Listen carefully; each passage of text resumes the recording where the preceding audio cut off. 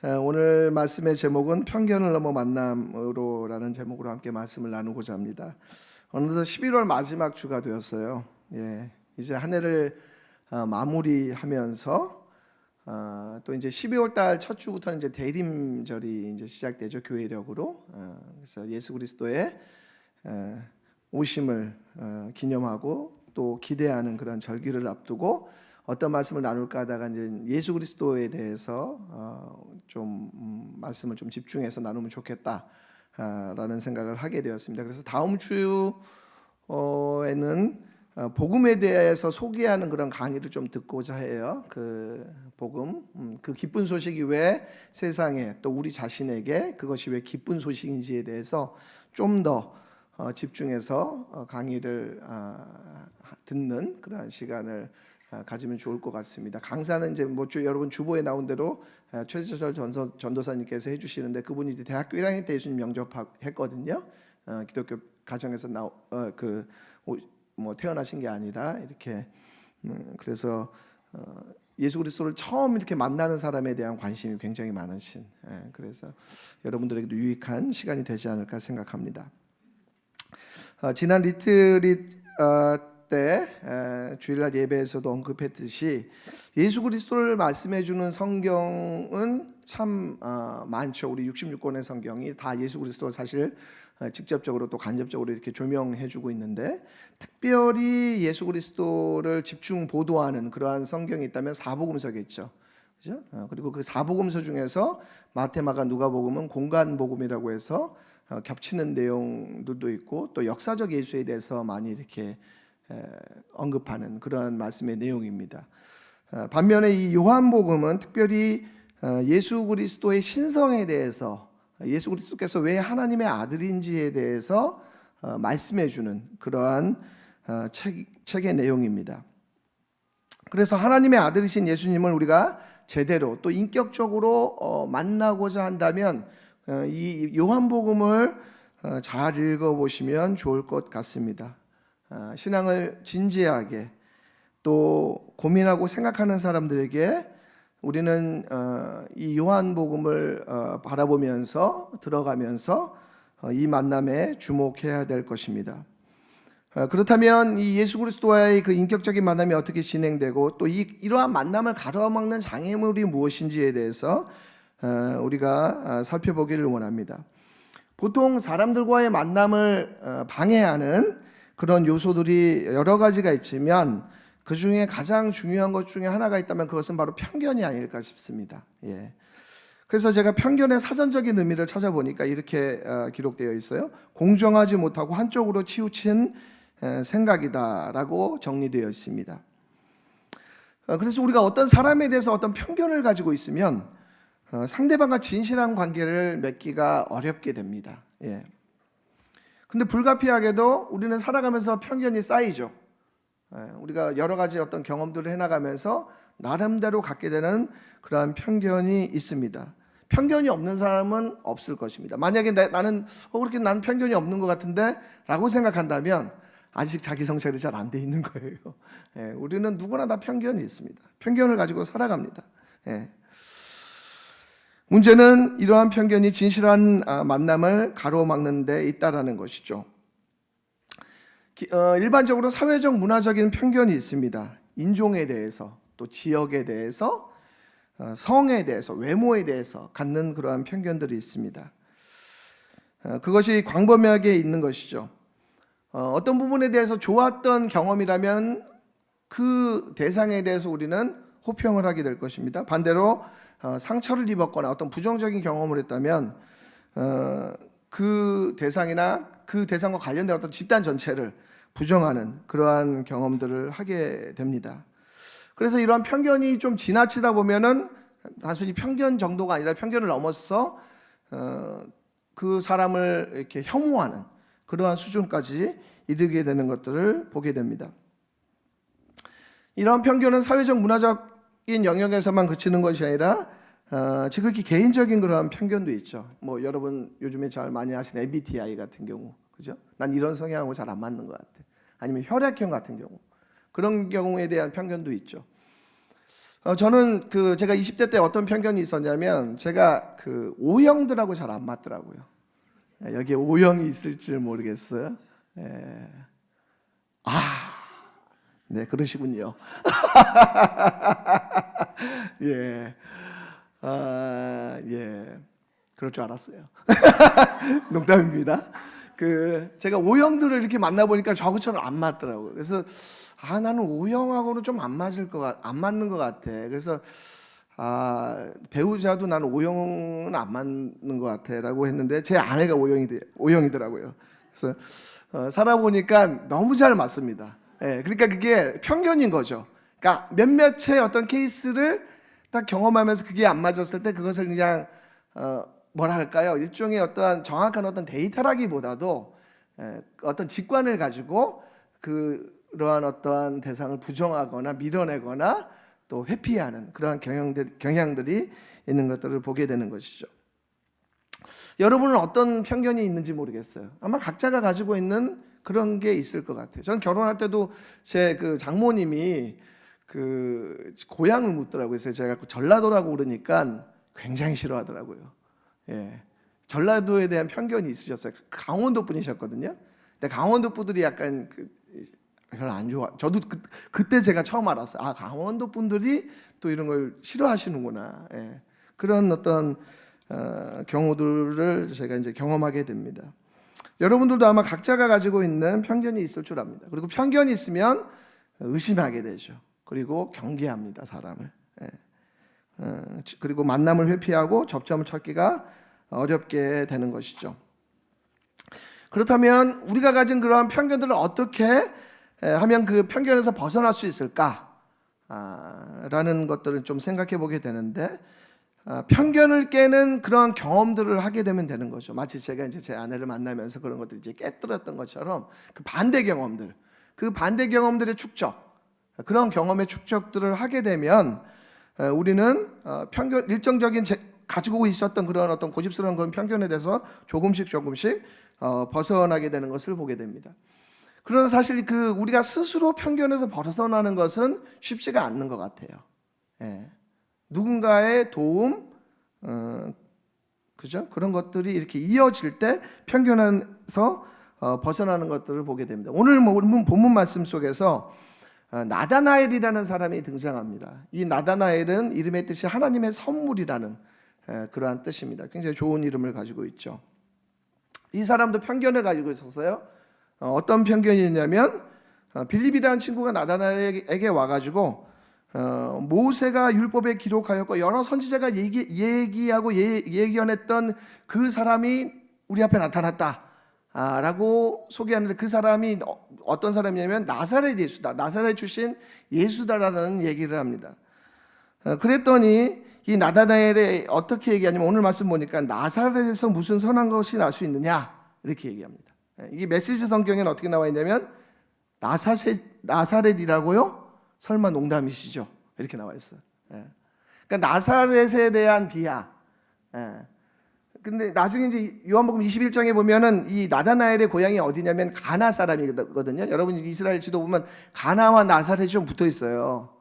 그러니까 사실 쥐도 뭐 얼마나 그렇게 대단한 지역 출신 사람도 아닌데, 보통 그렇잖아요. 너무 차이가 나면 그렇게 무시하지도 않잖아요. 근데 약간 라이벌적인 어떤 그 관계에 있을 때 약간 비하하지 않습니까? 그죠?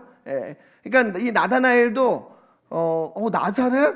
그런 데서 어떻게 메시아가 태어날 수 있어? 이런 어떤 편견을 가지고 있었던 것을 보게 됩니다. 여러분, 그럼 예수님께서 나사렛에서 태어났나요? 그렇진 않죠.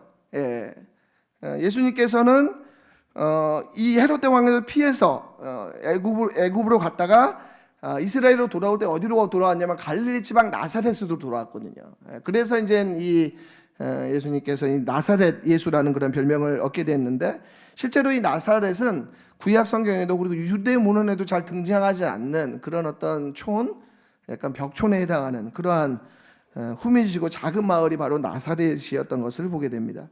사실 지금도 지역에 대한 어떤 편견이 있지 않습니까? 그런 데서 그런 사람이 나와? 그런 게 있잖아요. 저는 제가 이렇게 지방에서 좀 한 2년 정도 있었는데 그런 게 굉장히 심하더라고요. 우리는 서울에 있으면 잘 몰라요. 중심부에 있으면 그 감각이 뭔데 이렇게 오히려 이렇게 지방에 있거나 이런 사람들이 그런 것에 대해서 굉장히 더 예민한 것들을 보게 되더라고요. 예. 지금도 사실 어떤 지역이나 지방에 대한 어떤 그런 편견 내지 그런 게 있는데 사실 옛날 이 2000년 전에서는 훨씬 더 그런 어떤 편견들이 많았던 것을 보게 되는 것입니다. 실제로 이러한 진실한 만남을 방해하는 것 중에 하나가 바로 편견에 사로잡혀 있을 때, 그럴 때 우리는 진실한 만남을 갖지 못하는 것들을 보게 됩니다. 초대에도 얘기했지만 우리는 나름대로의 어떤 편견이 있어요. 가난한 사람에 대해서, 또 부자에 대해서, 또 배운 사람에 대해서, 또 배우지 못한 사람에 대해서, 외모에서도 아니면 옷을 입는 어떤 패션이나 옷차림에서도 사람에 대한 어떤 편견들을 가지고 있다는 것이죠. 뿐만 아니라 하나님에 대한 편견과 또 왜곡된 이미지가 하나님을 인격적으로 만나는 데 있어서 방해가 되는 것들을 보게 됩니다. 하나님은 절대 나에게 고난을 주시지 않는 분, 하나님은 좋은 것만 주시는 분. 아까 전에 우리 찬양 인도자가 욥에 대한 얘기를 했잖아요. 여러분 그런 어떤 삶의 큰 어려움을 겪을 때 우리가 기존에 가지고 있었던 그러한 뭐랄까요, 믿음의 체계들이 이렇게 흔들리는 것들을 경험하거든요. 그죠? 공식이라고 느꼈던, 하나님은 이런 분이다라고 생각했던 그러한 어떤 그 틀이 깨지는 그런 순간들을 경험합니다. 욥이 그랬죠, 욥이. 그죠? 마찬가지로 이스라엘 백성들도 이 메시아에 대해서 가지고 있었던 편견이 있었습니다. 어떤 편견이요? 그들이 기대했던 메시아는 정치적 메시아, 군사적 메시아. 이 이스라엘을 다시금 어떠한 회복시키고 그 제국의 어떠한 지배하에서 벗어나게 해주는 그런 메시아, 그런 어떠한 그 기대를 가지고 있었다라는 것이죠. 근데 이러한 편견은 하나님과의 그러한 만남을 방해하는 것들을 보게 됩니다. 우리도 하나님에 대한 어떤 편견이 있을지는 모르겠어요. 하나님은 이래야 된다. 내가 만든, 성경에서 이렇게 배운 어떤 하나님이라기보다도 내가 기대하고 나의 어떤 욕망을 투사해서 그런 하나님이여야만 한다라는 그런 어떤 인식이, 그런 이해가 있을지도 모르겠습니다. 그러나 하나님은 우리의 통제권 안에, 우리의 이해 속에 이렇게 갇혀 있는 그런 하나님이 아니시다라는 거죠.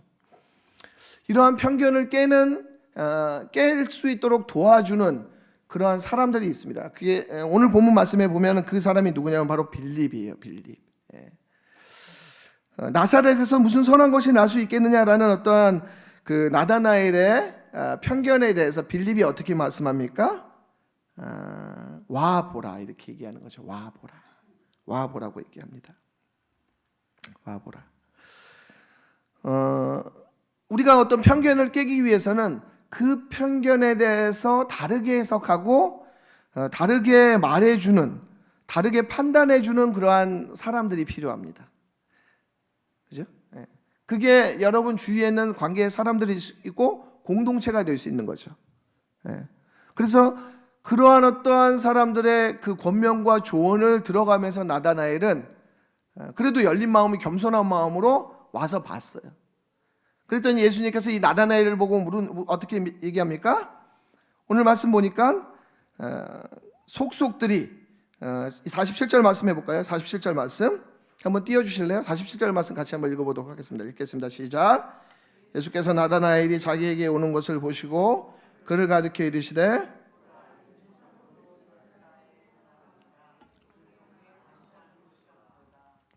보라, 이는 참으로 이스라엘 사람이라 그 속에 간사한 것이 없도다. 이게 이제 다른 성경 영역본에 보니까 속속들이 진실한 사람이다, 이렇게 나와 있어요. 속속들이 진실한 사람이다. 그러니까 예수님께서 내가 너를, 오늘 보니까 47절에 나다나엘이 자기에게 오는 것을 보시고, 이 보셨다라는 게 그냥 이렇게 이렇게 그냥 이렇게 본 게 아니라 굉장히 주목해서 봤다라는 거예요. 나다나엘을 보면서. 그러면서 그냥 그의 어떤 외형적인 형태를 본 게 아니라 그 속에 그 사람이 속속들이 진실한 사람이다라고 얘기하고 있어요. 그러니까 굉장히 신통력 있고 통찰력 있는 관찰이죠. 나다나엘을 보면서. 그런 얘기를 들었을 때 이 나다나엘이 어떻게 고백하냐면요, 이렇게 고백합니다. 49절 말씀에 당신은 하나님의 아들이시요 당신은 이스라엘의 임금이로소이다 라고 얘기합니다. 이게 기존의 어떤 나사렛에서 무슨 선한 것이 날 수 있겠느냐라는 그러한 그 말을 했던 이 나다나엘이 그 편견이 서서히 깨지면서 균열이 일어나요. 이분이 정말 메시아네, 그리스도인의 하나님의 아들이네라는 어떤 새로운 지식을 갖게 되는 것이죠. 네. 그런 고백을 했을 때 예수님께서 뭐라고 말씀하십니까? 50절 말씀에 예수님께서 대답하여 이르시되 내가 너를 무화과 나무 아래에서 보았다 함으로 믿느냐? 이보다 더 큰 일을 보리라 라고 말씀하고 있습니다. 예수님께서 약간 흥분하셨던 것 같아요. 나다나엘이 예수님만 나다나엘을 알아본 게 아니라 나다나엘도 예수님을 알아봅니다. 그죠? 물론 여기에는 약간의 큰 비약이 있긴 해요. 어떻게 이러한 얘기에 대해서 나다나엘이 이렇게 고백할 수 있었을까? 하나님의 아들이라는 것을 알아차렸을까? 예수 그리스도에 대해서. 그러니까 예수님께서 그것을 들으니까 너무 기분이 좋은 거죠. 보통 우리를 이렇게 알아차리게 해주는 그런 정답을 딱 맞췄을 때 예수님께서 너무 흥분하신 거예요. 그러니까 뭐라고 얘기합니까? 내가 너를 무화과 나무 아래에서 보았다고 함으로 믿느냐? 이보다 더 큰 일을 보리라 이렇게 얘기합니다. 여러분, 나다나엘 안에 뭐가 생겼냐면 믿음이 생겼어요. 믿음이 생겼는데 그 믿음이라는 것은, 저는 오늘 말씀 보면서 믿음의 정리에 대해서 이렇게 정의했어요. 우리가 가진 편견이 깨지는 일련의 과정이 믿음이다. 우리가 수많은 편견들, 또 하나님에 대해서도 어떤 편견들을 가지고 있는데 그 일련의 편견들이 깨지는 과정이 믿음 이라는 생각을 하게 되었습니다. 근데 그 믿음이라는 건 딱 고정된 어떠한 교리에 대한 동의, 거기에서 멈추는 것이 아니라 오늘 말씀 보니까 이보다 더 큰 일을 보리라라고 말씀하고 있어요. 그러면서 이 51절 말씀이 굉장히 중요한데 51절 말씀 같이 한번 읽어보도록 하겠습니다. 함께 읽겠습니다. 시작. 또 이르시되 진실로 진실로 너희에게 이르노니 하늘이 열리고 하나님의 사자들이 인자 위에 오르락 내리락 하는 것을 보리라 하시니라 라고 말씀하고 있습니다.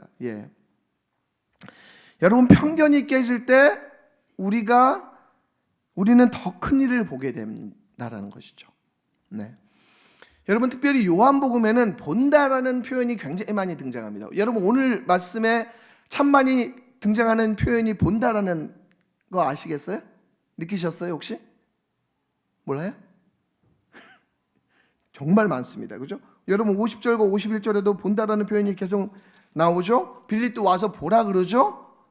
본다라는 표현이 이 짧은 지금 우리가 읽은 성경에서도 굉장히 많이 등장합니다. 그래서 요한복음을 흔히 봄의 영성이라고 하는데, 그리고 여기에만 등장하는 것이 아니라 요한복음 마무리할 때도 예수님께서 의심하는 도마에게 뭐라고 얘기합니까? 네가 나를 본고로 믿느냐? 보지 않고 믿는 자는 더 복되도다. 이렇게 얘기하거든요. 그러니까 본다라는 것이 요한복음에 참 많이 등장하는데, 이 여기서 51절 말씀에 뭘 본다라고 얘기하냐면, 이게 이제 중요해요. 여러분, 이 51절 말씀이 뭘 얘기하는지 혹시 아세요? 구약에 등장하죠. 야곱에 관한 스토리죠. 그죠? 야곱 사다리에 대한 내용입니다. 야곱이 이제 형이 이제 형인 에서가 야곱을 이렇게 죽이려고 이렇게 쫓아오는데 야곱이 도망가면서 그러면서 꿈을 꾼 내용이 바로 이제 이 야곱의 사다리거든요. 그러니까 이 51절의 말씀은 하나님과 함께 하심에 대한 어떠한 설명이에요. 그러니까 네가 더 큰 일을 본다라는 건 뭐예요? 네가 지금 하나님께서 너의 삶 가운데서 함께 하신 그 놀라운 사건들이 앞으로 계속 이어진다라는 거죠. 하나님이 함께 하심을 계속 경험해 간다라는 거예요.